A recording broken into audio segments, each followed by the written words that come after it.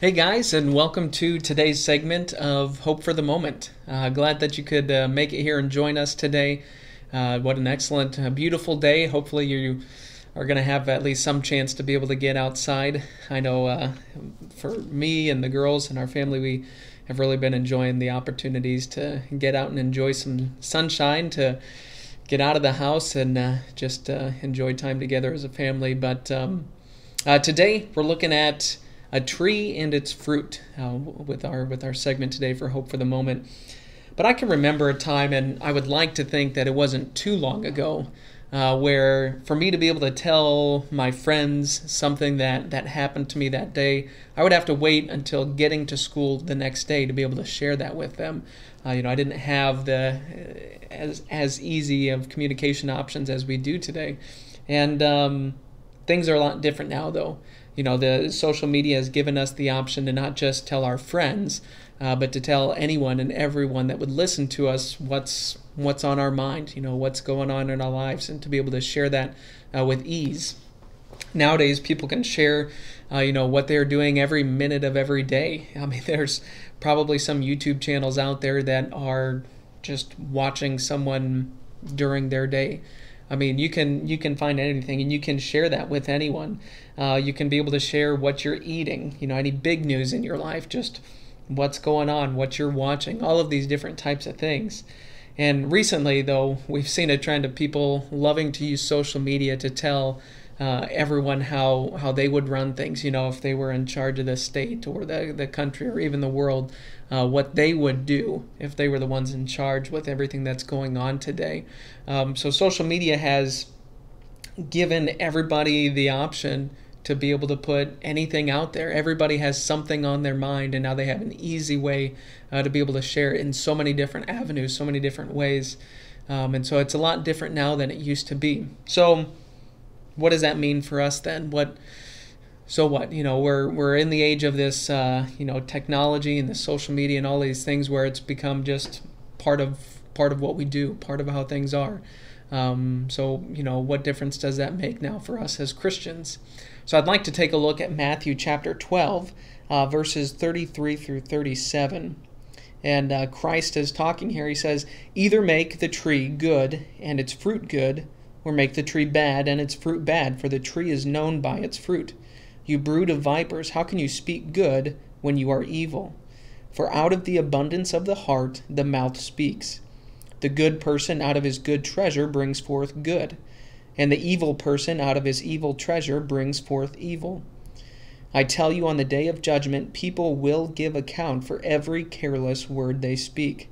For by your words you will be justified, and by your words you will be condemned."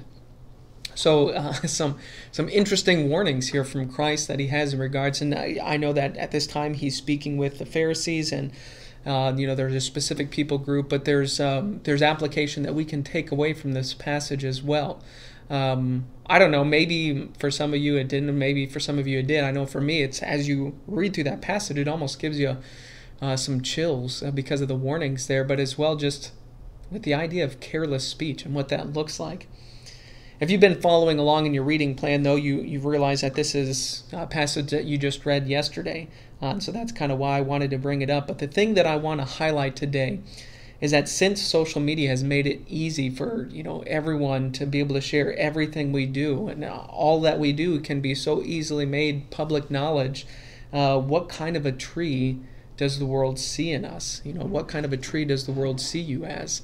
A good tree bearing good fruit, or an evil tree bearing evil fruit? It can be easy for a time to hide what's going on, inside us, what's going on in your heart. But in times like these, when the tensions rise, when anxiety because of all this uncertainty heightens things, when the norm of life has been disrupted, in times like these, the mouth will speak from the abundance of the heart. So yeah, maybe you can hide it a little bit, what's going on in your heart, but chances are during these days, maybe it's been a little bit more difficult. If there is something that you're harboring, or if there's kind of this bad that's festering inside of you, maybe now it's harder to be able to hide that. And the truth is coming out because out of the abundance of the heart, the mouth speaks.